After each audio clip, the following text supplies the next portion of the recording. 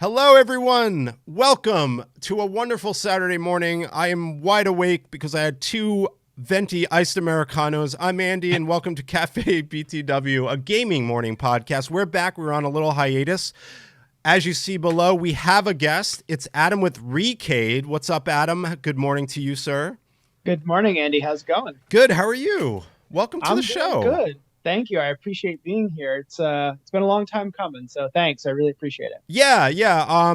We've been a little bit up and down. I want to apologize to the fans and everyone that relies on this show on Saturday mornings. You know, have a lot of life things going on, but as you know, we're never going away. We'll always be honest and take hiatus. But Adam has some cool stuff to talk about today, and we do have an interesting topic. A lot of times this is a retro gaming podcast, and we talk a lot about retro gaming, which we will, because a lot of what Adam here has to talk about does involve retro gaming. We're going to talk about that in a sense, retro arcade gaming. But today we're going to jump into a really interesting topic later in the show about the future of cloud gaming, because it's a topic, Adam, for instance, I've been wanting to talk about a lot because I feel like, unfortunately, and it could be an unfortunately, the industry is heading in this direction, you know, and as a retro game person, where we love tangible items and things to hold in our hands and nostalgia, which we're going to get into with you. It's going to be an interesting topic to talk about. Do I know? Am I an expert? I always say absolutely not. I'm not a cloud gaming expert, but that's why we're here to talk through it and kind of learn together. But before we get into what you're doing with ReCade, I want to go back in time with you, Adam. And I always ask every guest this to kick off the show, you know, what is it from your childhood do you think really kickstarted it? What moment in time do you remember as a kid that really made you feel like, oh my God, I love video games, and here you are loving video games probably still today. So what was that for you? So I think, you know, it's probably two separate instances that I can really think of. You know, I'd grown up getting exposed to video games going in, you know, I was born 1980. So, you know, I lived through sort of that height of the 80s arcade kind of scene. And for me, that was what gaming was the arcade. So I remember like going to the movie theaters, and like every movie theater, almost every mall back then had an arcade in it. And I would go, and I remember playing the Aliens video game. And that, I remember I was like 8 years old, and It used to scare the crap out of me. I was so terrified of playing that game. But ever since I was a kid, I'd always loved horror. And so like I would always play it every single time. So that was like a memory that has been sort of like seared into me. That and the second sort of thing that amplified or sort of reinforced that was when we got our first NES. As soon as I got that, I was like, go outside. Why would you want to do that when you could play Ninja Turtles or you could play Mario Brothers? Like, what would be the point of going outside now? And so I'd say those kind of two memories were like sort of the core fundamentals that started my love of gaming, and it's continued up through this day. Yeah, and what's interesting, you know, I'm 81, so you and I grew up in the same generation, and I want to say anyone born in like the tail end of the 70s into very early 80s means they grew up directly in this really awesome generation to live through everything. Yes. When I was young, I lived through very young. I remember the 2600, we had that. But like you said, once 1985, 86 hit with the NES, that changed the game forever. And you brought up a memory for me.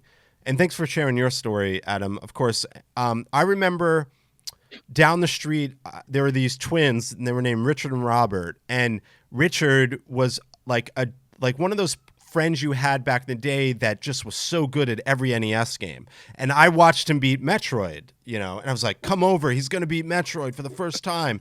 So like, I remember going down the street, because I sucked at Metroid as a kid, but seeing like just, and you know what that is? That was like Twitch back then, because I was watching someone play a video game behind their shoulder. Really, really good times. But anyway, really cool that you were part of that generation. As you got older in the 90s, what was it in the 90s that really, was it going to the arcades and the resurgence of the 90s arcade scene for you? Yes, absolutely. I feel like I have this, like, it's sort of one of my favorite times of my life, especially thinking back to my childhood.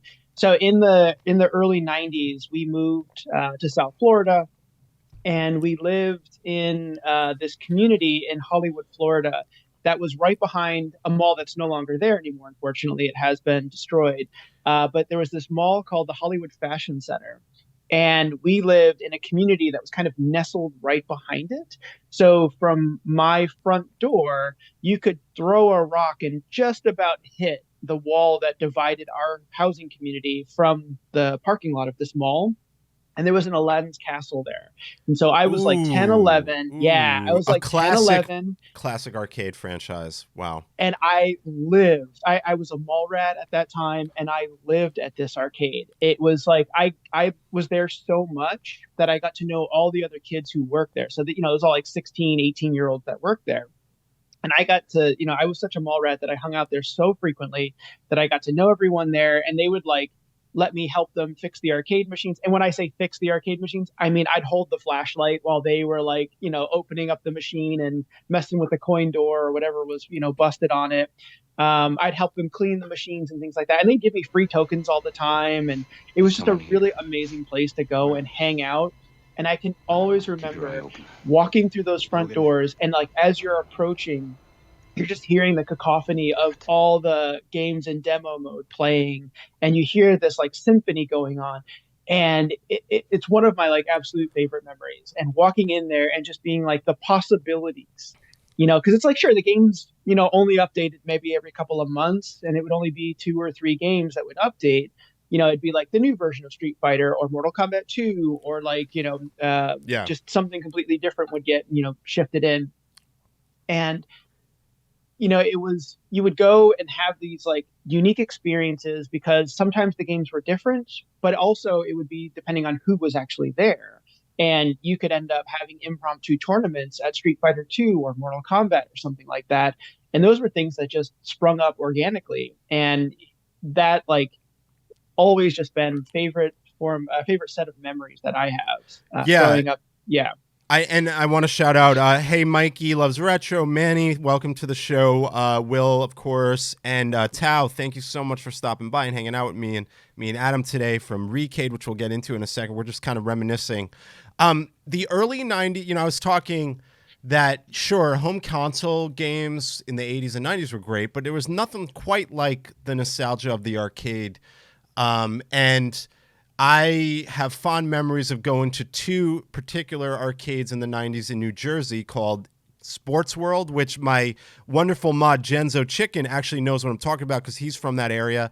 And then there was In the Swing, which was a batting cage place, but had like a sick arcade, Nice. And it was called In the Swing. But there's just nothing that will ever replace the feeling, or maybe there is, and this is why we're going to segue into what you're doing, Adam. Now, think about the arcade nostalgia. There's nothing that can replace that, right? But I want you to give us whatever you could speak of, and everyone, just so you all know, Adam is working on a platform that sounds really awesome, and I wanted to kind of throw it to you, Adam, and tell us a little bit about ReCade and what you're doing, because I think it's really, really cool, and it definitely speaks to what we just talked about. What is Absolutely. ReCade? Yeah. Thanks. Thank you. Thank you. So yeah, so I'm the co-founder of a new startup called ReCade. We've been around for, kind of been in development for a little while now, for most of this year. And what we're building, and you can see a little preview that you just scroll by there. What we're building is a new console that you can bring the arcade home through. So it's a new console with its own dedicated controller. And what we do is we focus specifically on the arcade games, so classics from the 70s through the early aughts. And you can play those directly from your TV on your couch. And not only play them, but you can also interact with other people who are on the platform. So you can play these multiplayer games over the platform, on the internet with these folks, as well as chat in real time on the system. Of course, you can always save and favorite games, be able to jump back into your old classics that you loved, and be able to experience them in a whole new way without ever having to leave the home. And one of the really unique angles that we're always focused on with ReCade is we're really focused on bringing home that community experience and really going above and beyond just access to these old games. Uh, one of the things that we really want to focus on is recreating the best possible way that we can that sort of third place of what the arcade used to represent. So I'm not sure if you're super familiar with what that kind of like sociological theory really talks about, but it's really that theory around what is sort of that like place that you go to apart from home and apart from work. Like, what's the place that you go to socialize? What's the place you go to feel comfortable and to hang out and to connect with folks who are like-minded? And so that's what really we're trying to bolster there and to really bring home with ReCade is to take not only the play aspect but also that community aspect and throw those things together and have everyone be able to do that on one simple platform that is an easy non-technical setup with access to hundreds of officially licensed retro arcade games from the And 70s to the let's aughts. quote and highlight licensed, which is super important, meaning Mm-hmm. that you are actually, this isn't a RetroPie. This is going to be licensed and you can feel good about the games you're actually playing on your platform and not, which I'm just, and I think I told you offline, huge supporter of supporting licensed products in that sense instead of just doing RetroPies. And that's fine. Nothing against mods and anything, Yeah, but yeah. I personally love giving back to the publishers and developers in that form of fashion. So just wanted to mark that. Didn't mean to cut you off there. But No, no, Manny no, says, thanks. going to the arcade back in the day will forever be my favorite gaming memory. Well, now, Yes. what is it about ReCade, though, that's going to give you that nostalgic feel, Adam? Like, what is it that's different about it for people? Or if you can talk about that. Yeah, so there's still some things that we have under wraps that I can't start to reveal just yet. So there's some exciting features that we're building that are gonna basically be a unique way of playing these games that you can't find on any other platform. So I'll just sort of tease with that. Like one of the things that we're really trying to do, and you touched on this with the officially licensed aspect of it, and what that really means to us is that we're delivering that authentic gameplay experience. So everything is going to be as close as possible to the original. So everything is going to be set up from the get go on its default settings to have all of the scan lines built into it. So it really feels, even if you're on a flat screen TV, you don't have to go and source a CRT to have that retro feel to it. In chat, I And feel like almost never got to go to the arcade regularly, just here and there. My favorite memory of the gaming will be as a kid with my NES and brothers. So yeah, some people didn't go to the arcade. So let's yeah, get back into it. We were talking about nostalgia. I want to get back into it. And I really apologize, everyone. yes. We are here for you. We're back. So nostalgia is just huge driver, and we're seeing it a lot right now. What is it they say? Like every 10 years or something like that, the previous decade comes into fashion, that kind of thing. And I think as we'd mentioned earlier on the stream, that we're of the same generation, and I think that there's a lot of nostalgia for the 80s and the 90s that are brewing right now. And that's one of the things that we're really excited to deliver this on is folks are super interested in getting into these games. And one of the things that's really exciting to me is there's a whole generation, as we had just talked about, there's a whole generation of folks who sort of caught the tail end of it or just didn't really get to be in the arcades when they were at this sort of classic height in the late 80s, early 90s. At least for me, that's when I consider that. I know there's some folks who would say, oh, the 70s was the golden age of arcade gaming. And I'm not going to say they're wrong, but for me, in my experience, it was definitely in the late 80s, early 90s. And it's this really incredible way to affordably be able to bring home that experience and deliver it to an audience that hadn't had the chance to be able to do that. Is it going to be exactly the same as it was in the arcade? No, that's not something that you can recreate unless you go to those physical spaces. That's sort of the unique thing about them. But what we're doing is bringing home the easiest version of that again is a non-technical setup, is an easy way to dive back in and get as close as possible to that while playing with an audience in a way that you couldn't play before over the internet. So we're really excited to be bringing this. Yeah, that's awesome, man. And I know it's hard to tell like a timeline, but Mm-hmm. everyone, I did share. Let me reshare the website. So you maybe want to follow the website. Is there a place to sign up on there so you could follow any updates and stuff? I think there is, right? There is, yeah. Scroll back up at the top. Oh, at the top. Oh, Right here there. it is. Yeah. Yep, right there. Yeah, so you can put your email in. I promise you, we will not spam. We definitely have not been sending any actual information out. What that really uses is that's a way for us to be able to put together a list of emails to showcase not only sort of the drive and the demand that's out there in the market for something like ReCade, but we're Right. using that as a way to quarterly update folks with what progress is being made. So it's a way to keep in touch with us. That's really exciting. I would also recommend checking us out on Twitter. We're at Yep. ReCade_IO as well, and giving us a follow there. That's going to be a huge support for helping us out as well. Threw it in chat, Everyone, everyone. thank you very much.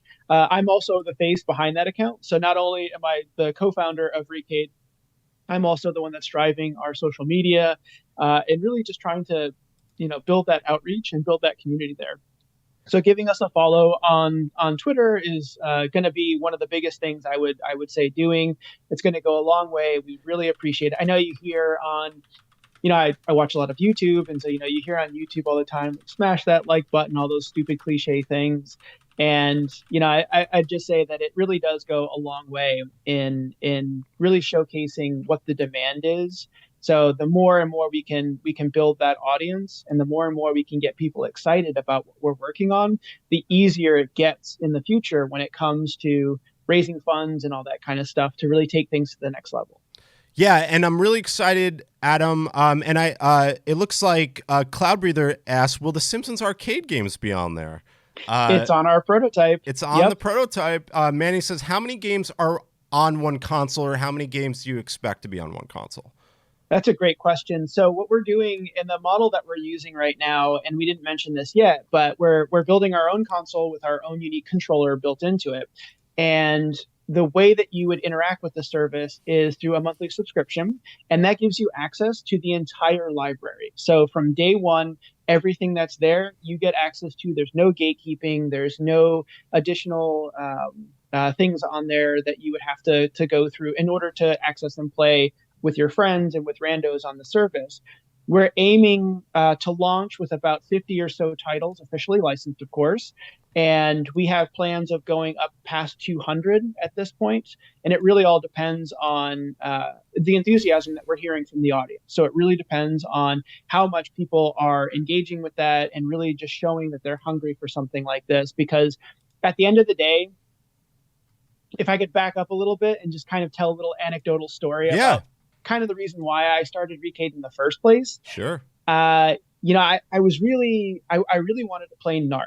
It was a classic game. I believe it came out in '88, if I'm not mistaken. A It was the classic late game. '80s for sure. Yeah, classic game. I loved it. I played it at the Aladdin's Castle all the time. Very unique cabinet. I've never seen another cabinet that was like that. Sort of like the controls were almost like nestled under the monitor. Very interesting cabinet. And I love that game so much. Really hard. I think I've only ever beat it in the arcade once, and I probably had to put like $10 in tokens into it. So hard. And as I got older, I was like, man, I really miss these old arcade games. I never got a chance to find them anymore and to play them anymore. And you might find them at like a random bowling alley or something like that, but you almost never find a lot of the really classic '80s and early '90s games there. And I was like, you know what? I learned about Raspberry Pis and pirating and all that kind of stuff, and I was like, well, let me just kind of give it a shot and see what happens. So I built my own arcade machine out of pallet wood. And so it's like this barnyard looking arcade machine. And, I designed it and I built it, threw a Raspberry Pi in, and I was playing it. And I was just like, and this was 10 years ago, I want to say. Yeah, this was about 10 years ago. And, I played Narc and I was like, awesome. But this feels so hollow. This just, I realized that it was more than just access to the games that I was missing. It was access to that entire community that I was really missing. And so while it was great and while it was fun, I find myself not going back to that. And I started looking around to see, what else is out there? What can I sink my teeth into that could sort of scratch this itch that I have? And there's some companies that are doing some cool stuff.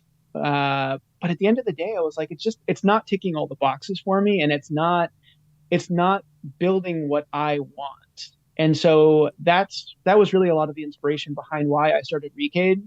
And I was like, why can't we just have a single platform that gives me access to everything that I want to play in an easy, non-technical thing, and everything is just officially licensed and supported by the original creators, so that we can all enjoy this wonderful, amazing community that has been lost in a lot of respects. And that was why I started ReCade. I love it. And we're going to keep, obviously it'd be great to have you back on the show. Hopefully the show's still going on in the next few years or however long it takes you. I'm hoping it's sooner than later. And we'd love to obviously support it here. And of course, thanks for sharing all the information about it. And maybe once you get it out there, we could do a giveaway on the retro gaming community, which you're a part of course. Yes. I know that. Also segueing into anyone that is on Twitter and wants to be part of a really awesome community. The retro gaming community is there. If you go to my Twitter, the pinned tweet, you could join. It's a safe place to share your love of games. And I think like once you get things up and running, I'd love to talk to you on how we could work with the community to really get people's hands on it and get people to see it and try it. And I will say this, folks, and Adam, I hope I could say this. I did sign an NDA and I was able to check out the prototype. Yep. And this is a real thing, folks. And I'm excited to see where Adam takes it from here. Cloud Breather says, will the controller be used like a traditional arcade stick? Adam, more questions for you. Yes. Yeah, so great question. Thank you. So the first version that we're developing, which is the prototype Andy got to see last night, as he was just alluding to. Yep. What we're building is we're building more of a traditional sort of console style controller. We kind of have to balance a few things when you're building something that's dedicated to such a huge sort of variety of different kinds of games. You got everything from like Smash TV, which is no buttons, just dual thumbstick, all the way to something like Street Fighter or Mortal Kombat that has 5 to 6 buttons on there. And so you kind of have to have this thing that's a bit more of a one size fits all, at least initially. And that's what we're building, is a one size fits all kind of thing. One of the really incredible things that we're really focused on, because everything, me and the team that are working on this, we're all gamers, we're all cut our teeth in the arcade, and it's something that we're really passionate about. So the first iteration that we're doing is going to be more of a controller style setup. And the future roadmap that we've got put together is really exploring what those different controller options look like. So we want to give that variety, and we want to give that experience that's out there in the future. One of the things that we're also sort of controlling at the same time is we don't want to prescribe everything specifically from sort of like our top-down kind of perspective and say like, well, you must play games this kind of way, or everything is sort of wrapped around this ecosystem that we're building, and you have to buy everything ReCade branded. When it comes to controllers, we're more than likely going to be having everything our own branding and our own build. And that's really because the passion that we have about the gameplay experience, we're making sure is top notch, and that everything is of the highest quality and delivers the best experience at the end of the day. But I can't say something like a Bluetooth headset or something like that. We don't want to get in the business of having to redesign the wheel around that. And if you've got a setup that works for you, you're more than welcome to bring something Bluetooth like that to the show.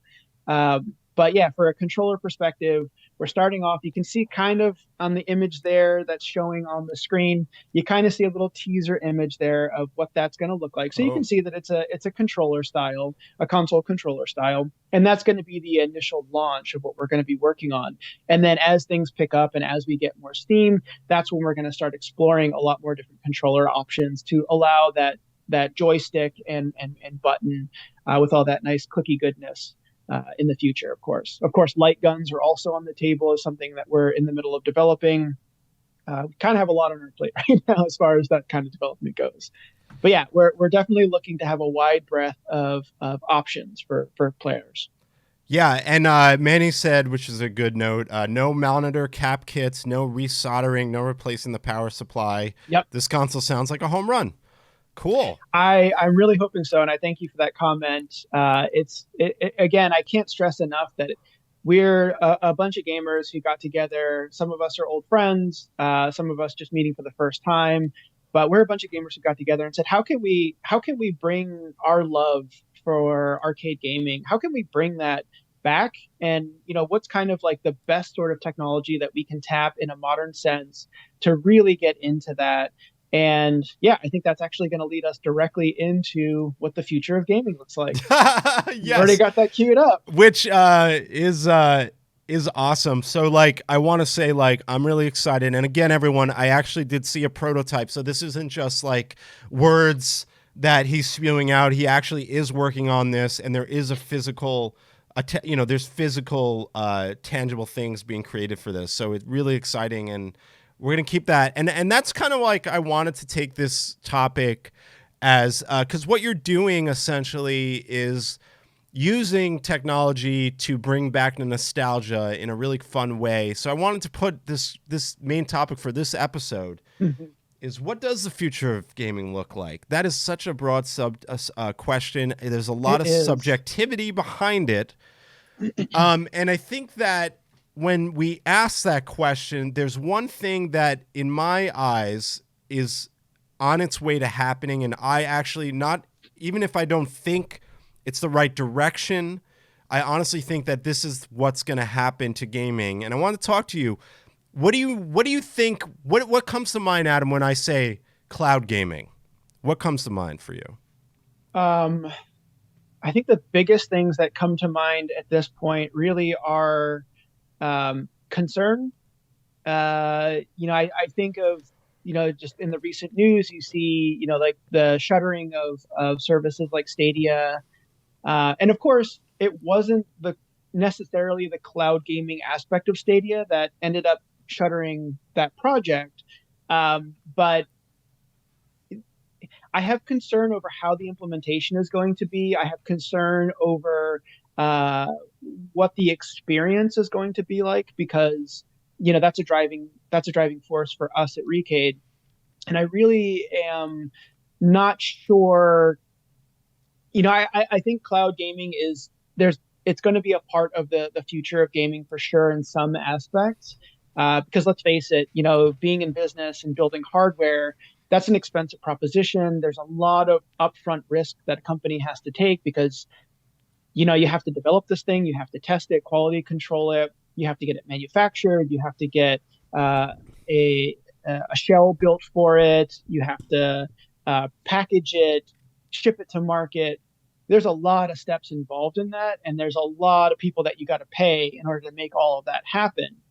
And so there's a lot of upfront risk, and I'm sure everyone here fully understands that. I mean, you see that with every failed console that's ever sort of whimpered away, unfortunately.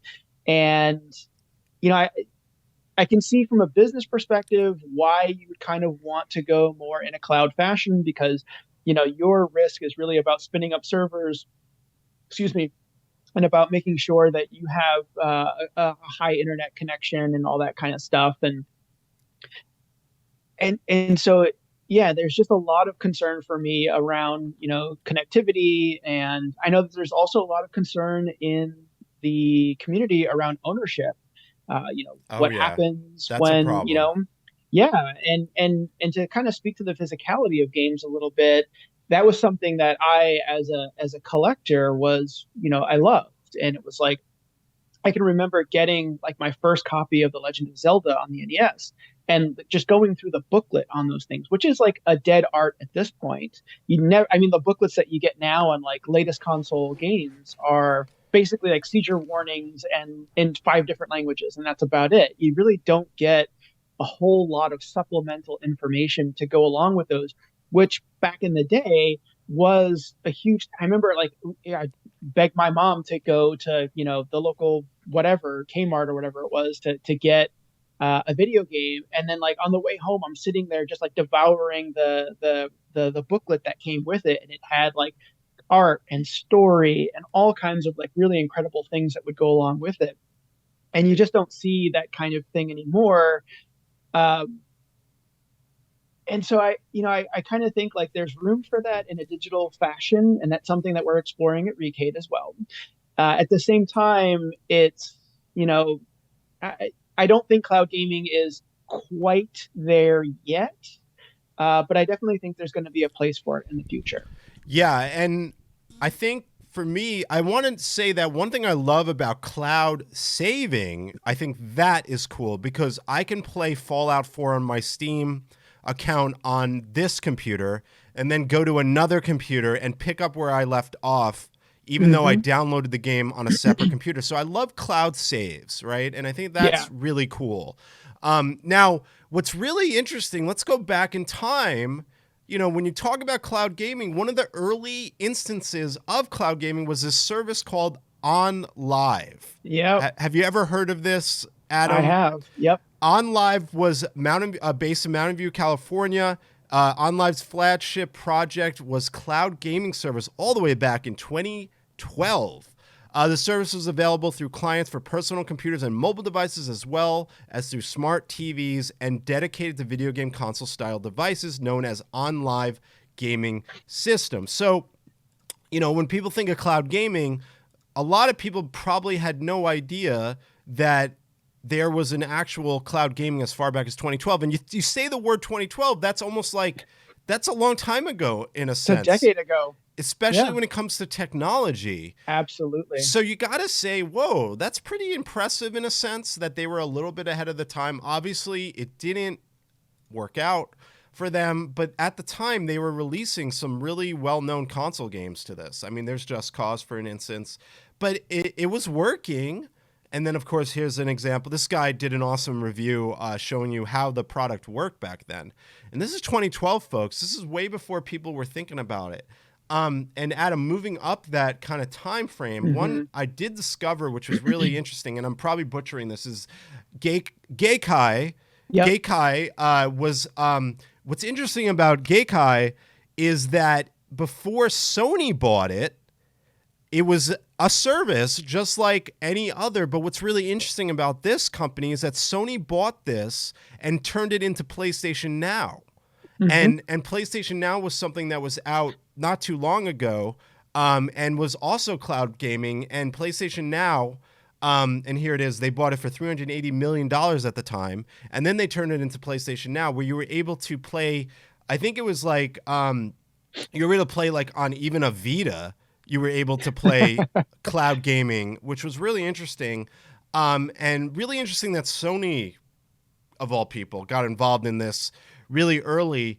And what's even interesting is David Perry, who was one of the guys that was around for the original Earthworm Jim, was a part of this original product, which was an interesting retro connection. By the way, Cloud Breather brings up a great point.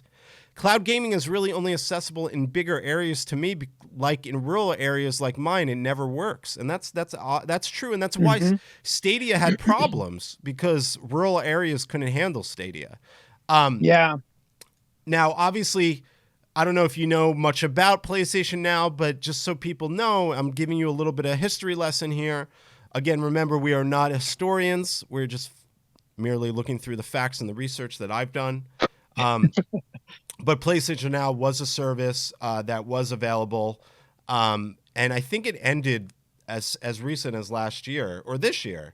And of course, Google Stadia, which you mentioned, was Hmm. probably the most popular, Yep. well-known. And it wasn't that, you know, I knew a few people that played Stadia and actually, you know, had little to no problems with it. They liked it. Destiny was a game that was pretty big that was working on Stadia. But, you know, Stadia went under recently, Adam. What did you think about Google, who obviously is one of the biggest freaking companies in the world, Yes. pulling the plug on Stadia? Yeah. So I had a few concerns when they announced it. At first, I was like, "Oh my God, we're dead. Google's getting into this game. We're done for." But then, I started to realize that they were taking a very, very different approach. Number one, they were focusing on namely AAA titles of the latest kind of releases.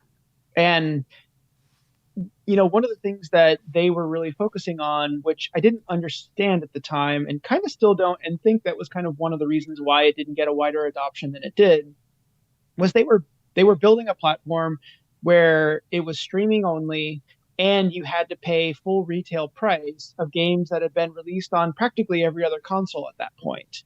And not just every other console, but had been out for quite some time. So, I've never actually played Stadia, so I don't understand or know exactly firsthand what the experience was like. I've heard varying reports. I've heard some people say, oh, it's great. It's just, like anything else.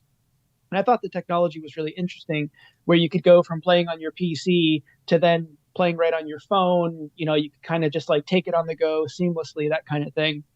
I thought that was really interesting, but I also was really concerned about, what that quality was going to look like. And it was like, sure, you've got this huge behemoth of Google, excuse me, being behind it, but at the end of the day, Google also has a history of walking away from projects that don't perform to the standard that they deem high enough. And I understand that.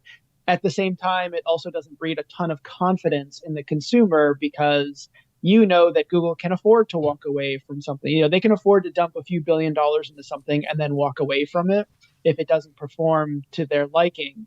So in some respects, it's like, it was a really interesting technology. It was really cool. And for some reason, they just seem to not see it from the gamer's perspective, almost. Who wanted to pay full retail price of Destiny 2 when that had already been out on consoles for what, years at that point, or at least a year by Yeah. that point? Something sad though is that they were doing, as of recently, and what I heard was there were some original titles that were going to come out on Stadia by Mm-hmm. developers, and then developers were ready to release this year on Stadia as a first release, and they pulled the plug on these like Yeah, developers. By the way, with no heads up. RF says, finally here for a live. Love your streams. Oh, thanks so much. And welcome. First time chatter. Welcome to the cafe, by the way. Um, Awesome. so yeah, and Google is known, and a lot of these big conglomerate like technology companies, they'll put something out and they're not afraid to just cut the cord and be done with it. And a good example too is Microsoft cutting Mixer on a tweet, a couple of years ago. Yep. A whole platform. They just said, see ya. And I remember I was working on, and I'm not going to name names or say anything. I was working on a media show for gaming back at E3. I think it was E3 2019. And I remember we had the Google representative with the controller ready to talk about how cool this thing was. My daughter is now coming into the room to make her presence known. Awesome. She's welcome to be on the show as well. There she goes. But what I'm saying is, I remember talking to the host, and the host was like, this is going to fail. And at the time when he said that, I said, this is Google, though. How are they going to fail? But he was absolutely 100% right. And now that I look back on it, I'm like, oh, yeah, he was pretty correct on that one. All right, so moving, and that's actually the guy that was at the show that I worked on. So one thing that I always take Phil from that Harrison. is to never rest on your laurels, and never sort of like take anything for granted. And to always say, hey, this is something that even the big guys have failed at. Even though we're not at ReCade, we are not particularly relying on streaming or cloud gaming or anything like that. At this point, we are producing hardware to run things locally. Of course, there's going to be an aspect of connectivity because of the internet play and the chat and that kind of stuff. So there is an aspect to the online aspect to what we're doing. At the same time, though, we're always just trying to learn the lessons of why other people had gone in a similar vein and were not able to succeed at the end of the day. And one of the things that I always keep asking myself when I see these things is like, was nobody there? Like, were they building a solution and then just kind of thinking about it internally as a company and saying like, oh yeah, this is cool. Oh yeah, that's cool. I like this feature. I like that feature. And then doing it? Or were they actually talking to their audience, or were they actually talking to gamers and saying like, hey, this is something that we're building. This is what we think is cool. And it solves the problem that we have when it comes to trying to play these games. What do you guys think? Is Right. this something that you're interested in? And then to really take that feedback to heart and say, hey, we think this is really cool, but the people who we're trying to build an audience with, the people who we're trying to sell this thing to, the people who we're trying to get to enjoy these games as well, they're not buying it and they're not interested in that kind of thing. So you have to make a decision at some point to say, hey, it's important that we listen to our audience and it's important that we listen to what their concerns are, because we can't just put something out there and then say, here you go, this is like not even been tested by you, and like now we expect this thing to be this huge product when you haven't been listening to your audience and you haven't been doing that in a continuous fashion. It's not a one and done kind of thing. You have to always be doing that. Yeah, and I wouldn't be surprised if Google makes a resurgence later down the line when cloud gaming maybe hits a better stride. Mm-hmm. Now, there are cloud gaming services that are still active, and there's one that I didn't really know much about. I don't know much about, and it's GeForce Now, it's called, is a Yep. cloud gaming service.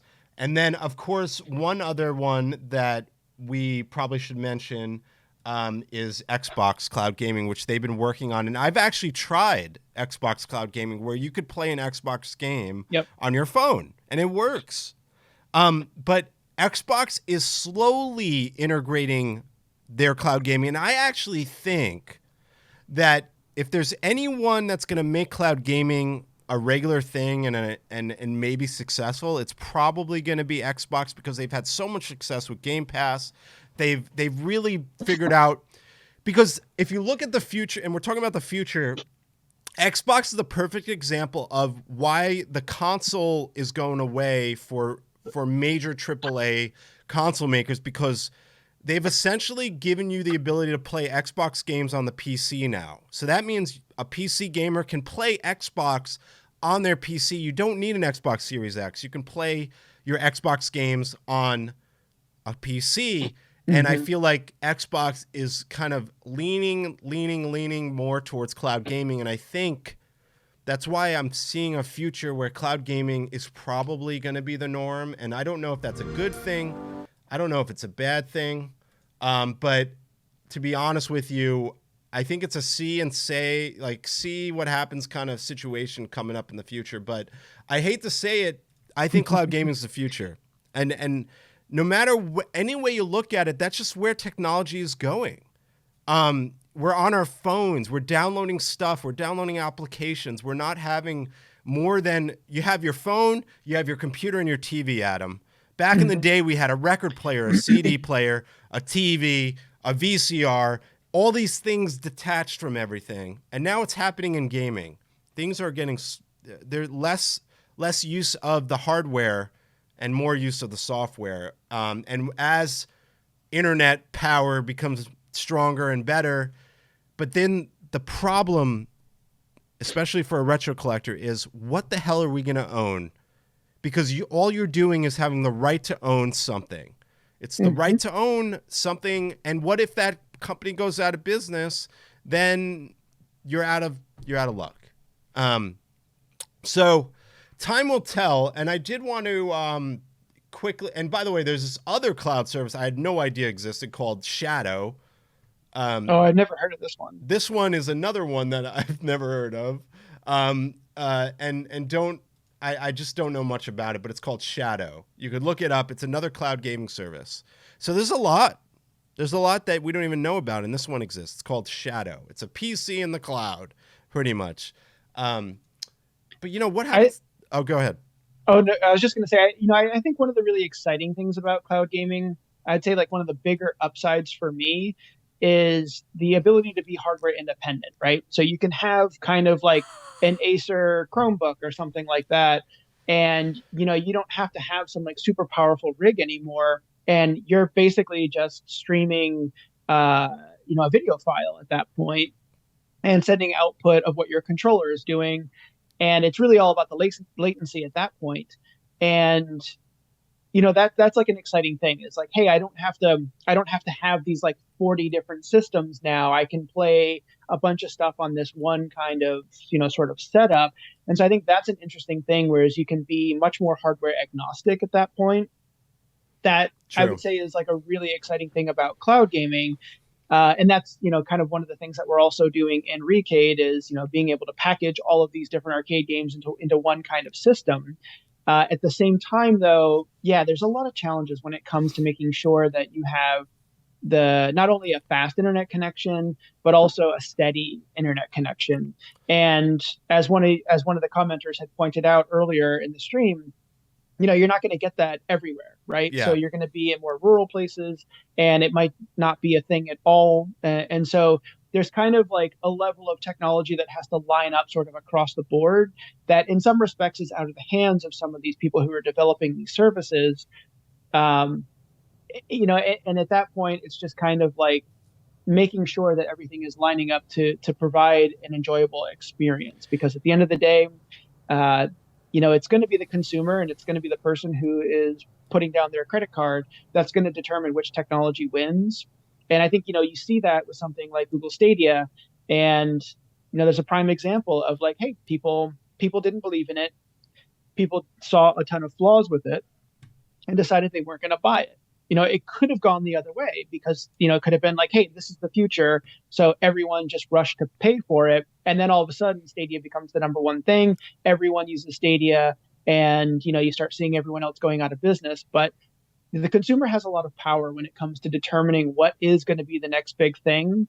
So I always hate to say like, let's future tell, and let's say like this is going to be the next big thing, or this is like the direction that things are going. I think it's okay to say like we are leaning in a certain direction and things are moving in this kind of fashion, because as you had rightly pointed out, if you take a look back on technology, you see things like record players going pretty much by the wayside at this point, only for like the niche collector market at this point really, and various other forms of media going away. um, but I always hate to kind of future tell because it's such a double-edged sword. You Yeah. can only really do it in hindsight, and where you can really connect the dots. But when you're living on that edge of like what's happening in the moment, it's so hard to be able to say what's gonna happen the next day. There could be a major glitch that happens, or there could be some kind of technology cap, or there could just be a technology that hasn't been invented yet that is really going to make whatever X is to make that super popular. And therefore, these early adopters and these early companies that are foraying into this just don't have the thing to make it happen. So Yeah, yeah. and shout out to AZ. What's up, AZ? Good to see you here at the podcast. First time chatter as well. RF says, I agree. I wish it wasn't true because I don't have any digital games. I want to own what I have. And I want to go back to ReCade. What's cool Yeah. about ReCade is it is a physical item that you can collect and own and hold. And I think that's kind of an advantage because, hey, maybe ReCade takes off and you have multiple generations of ReCade, and people are going to want to own, oh, I have the first ReCade, So I really like that side of it. Now, Adam, to close out the show, I always ask on Twitter, usually whatever the topic is, and a lot of people replied to this tweet. I asked the world, is cloud gaming the future of gaming? And I'm going to read through a few commenters. We got Retro Spartan says, unfortunately, yes. Less middleman, harder to pirate, and if sub-based, it means more cash flow for the provider. Hoping not, says Turbo. Supreme Me says, I'd like to hope not, but if they get out of the quirks, it may be nice.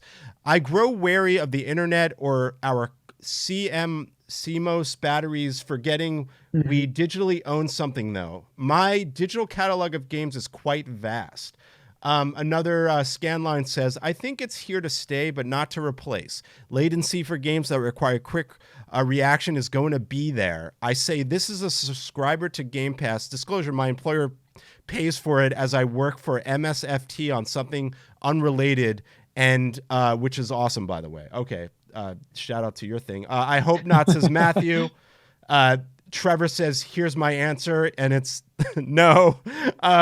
Brandon says, depends on what the most popular game is, what platform format really is. If things were different, we'd be playing Mario on the Atari Switch. Oh, that's an interesting... That's interesting. Hey, there's probably an alternate timeline where that is happening. Another person, Dion, says, I hate it. With my anxiety, I don't want my game progress being that temporarily unstable, unless you mean the character of Final Fantasy VII, in which case, it's okay. But since it has an unrecognizable remake, I'm probably not talking about the same Final Fantasy VII as everyone else. Marvel says, like, fusion is the future of renewable energy. Spooky says, I hope not. Video James says, not my future of gaming. Stuart Jingle says, probably, and it will be the day I become a retro-only gamer. Oh, good point. Wow. Good point. Absolutely. Unfortunately, that's easy. No. Unfortunately, no. Mobile gaming is. A few more here. Let's see. Reckon so. It's miles better now than it was 10 years ago, aka On Live, which we talked about. Stadia pretty much perfected the actual technology, but messed up the commercials royally, like so badly, like historically bad, like so bad it backed itself into a corner it was never getting out of. Yes and no. Sadly, yes. So you're seeing here, Adam, a little bit of a mixed bag here. And look at all these people that have something to say. So I definitely like hit some kind of button on people because it is an interesting topic, and I'm glad. The stream for me can. What's that? Oh, I was just gonna say everything had froze for me for just a few moments. I wasn't sure if everything was still good. Oh yeah, we're live and okay, proud. Cool. Yeah, I'm good. Manny says, does the console only have arcade games, or will there be previous console games on there as well? I think it's a question for you, Adam. Yeah, thank you very much for that question. So we're focused at initial launch. We're focused specifically, on the arcade scene, and that's where our heart and soul really lies, and that's what we're going to be focusing on for the initial launch. We do have some plans to start building out a platform to be the retro source of gaming, but that's in the works. We'll see exactly what happens with that. Yeah, and Jen's also. Oh, go ahead. Sorry to cut you off, Andy, but I did want to just sort of go back to the point that you had made, talking about the physicality of what ReCade is, and I do just want to be completely transparent because I think that that's super important to make sure that false expectations are met head on and made sure that everyone's on the same page with things. And I don't think you were trying to I just wanted to make sure the interpretation was clear that the physicality of ReCade for what we're building now is a console and a controller. And that's where the physicality is going to end. So we're not going to be building cartridges, and we're not going to be having imports to play cartridges and things like that. So I just want to be clear about that aspect. But still a physical unit and console, and absolutely. A controller that you can hold in your hands. It's just important to me to be transparent about things and to make sure that it's that everyone understands exactly what it is that we're building. AZ says, I want to be physical copy in my hands. I want to be able to hold it. I'm going to call you out, AZ. You were doing tons of TikToks showing your modded console and constantly showing those games. But I know you collect games, and I love you. But I'm calling you out because I saw you supporting all those modded games and stuff. But that's okay. I love you still. Genzo says, I think they should make it like a DVD Blu-ray. You buy the disc, and they give you the digital copy, too. Manny says, you're welcome. I think he's talking to you. Cloud Breather says, amazing idea on the Blu-ray thing. That said, I guess time will tell, Adam, on both fronts, whether cloud gaming will be great. But I do want to say on your front, I'm excited to see where you're heading with ReCade. Before we go, do you want to just give one more, just remind everyone what ReCade is? Just want everyone to know, if you weren't in the beginning of the show, give us like one more 1-2 punch. Give us the elevator pitch. What is ReCade? Let's get excited about it, because I wanted to make sure that we're supporting you. Because I want to be transparent, got to see it. A prototype that's not public, so it does exist, and I'm excited to say that it looks awesome. So go ahead. Thanks, Andy. Yeah, I really do appreciate it. And it was really great being on this podcast, by the way. You're a great host, and it's been a lot of fun. So thank you for taking the time, and I really do appreciate having me on. Of course. ReCade, our whole mission is about bringing the arcade home. And to us, that means more than just access to arcade games. It means access to the arcade community as well. That's part and parcel of the entire experience. And experience is at the heart of everything that we're doing. So we're building a home console and controller that is dedicated to the arcade community that runs games from the 70s through the early aughts. It's a single platform that you get access to all of these games. Built into the system is the ability to play these games over the internet with your friends and with randos that you meet through the service, as well as to chat in real time with those folks. We're building a whole host of other features that I can't get into at the moment, but we are building some really exciting things. And sorry for the cop out on that, but there's a few things that we're trying to keep under wraps right now so that we can make sure that we're able to develop those things and we're able to deliver on the promises that we're making. But what I can say right now is that we're really excited about everything and the progress that we're making on it. And I would highly encourage everyone who is interested to go ahead and drop us a like and a follow on our Twitter feed. So Yep, Andy's got it up on screen right there. I put it down in chat as well, and also the website. Really excited to see where you take this thing, man. And obviously, I'm here to support you. The retro gaming community on Twitter is here to support you. And we'll have you back on when you get that thing out there, and we'd love to showcase it and maybe play it on the show too. Yes, absolutely. Finally, just quick answer to, and AZ, I was just messing with you, man. I love you, dude. Manny says, would I be able to jump from Narcos to Marvels vs. Street Fighter to Tekken on this console? And I think the answer is yes, right, Adam? Yes, that is correct. That is is the answer. The platform that we're aiming to build allows you to play video games, specifically arcade games from the 70s to the aughts, across the entire genres, everything in a one simple, easy to use setup platform that allows you to just simply select the game that you're interested in playing and hop right into it. That's awesome, man. Yeah, we'll keep an eye on that. And I do want to say, everyone, before I kind of head out on the show, reminder, we launched the retro gaming community a few months ago. I think it was in a little bit over a few months ago now. I want to say thank you all who have joined. We are now over 1,800 members. Nice. Totally would never have thought that that's how many people would love to be a part of it. We do have a giveaway that's launching on Tuesday, November 1st. I think that's Tuesday. We're working with Retro Fighters. We're going to be giving 4 controllers away for 4 winners. Sorry, my daughter is decided You're okay. to sit in my lap and join the stream. So 4 controllers from Retro Fighters will be given out. We're going to do the giveaway on November 1st. So anyone that's in the retro community can enter. It's super easy. Hello. What's the name of your daughter? Her name is Willa. Willa, hi. Welcome to the show. Hi. Hi. I love it. Hi, I'm Andy. Sorry to cut you off. Welcome to the cafe, by the way. But what I'm saying is, if you follow me on Twitter, definitely check out the pinned tweet. It's the retro gaming community. Join in. It's a safe place to really share your love of gaming outside of the main Twitter feed, because in this feed, hell, I mean, you could be a woodworker and be a part of Woodworker Twitter, but maybe you love retro games and you never share retro gaming on your main feed. You could come in our community and share it on that feed and know that you are in a safe place, and no woodworkers are going to judge you in the retro gaming community. Of course, we're here every Saturday. Next Saturday, I'm happy to say, we are going to have an awesome YouTuber who does some really cool stuff. It's Classic Gaming Quarterly. He's an excellent host himself. He does some really detailed stuff in my Twitter is on here. I'm looking forward to that too, and I'm looking forward to checking that out, Andy. Yeah, Classic Gaming Quarterly. He's an awesome guy. If you check out his YouTube, he does some awesome things in the YouTube community with gaming. He does some like real deep dives. So you know what we're going to be talking about? We're going to be going into the history of the Sega Genesis. Real deep. So nice. Check that out next Saturday. Remember, you could join the retro gaming community. We're here every Saturday on Twitch. Check out my YouTube as well if you want to watch the VODs. And I want to thank everyone on VOD that watched the show, not on the live. And I want to thank all the people on live that have supported us.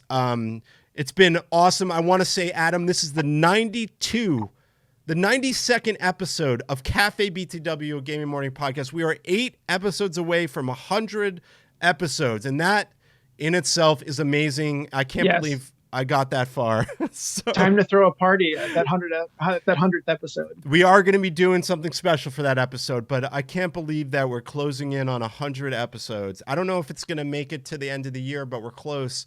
But other than that, all my socials are below. That said, Adam, thanks so much. Remember, everyone, to check out ReCade and all they're doing. I hope you enjoyed this episode. And remember, we only get one shot at life, so you might as well be nice to people, right? Yes, absolutely. I'm Andy. That's Adam with ReCade. We'll see you next week on Cafe BTW, a morning gaming podcast. Have a great weekend, everybody. Take care, everyone. Bye. Bye.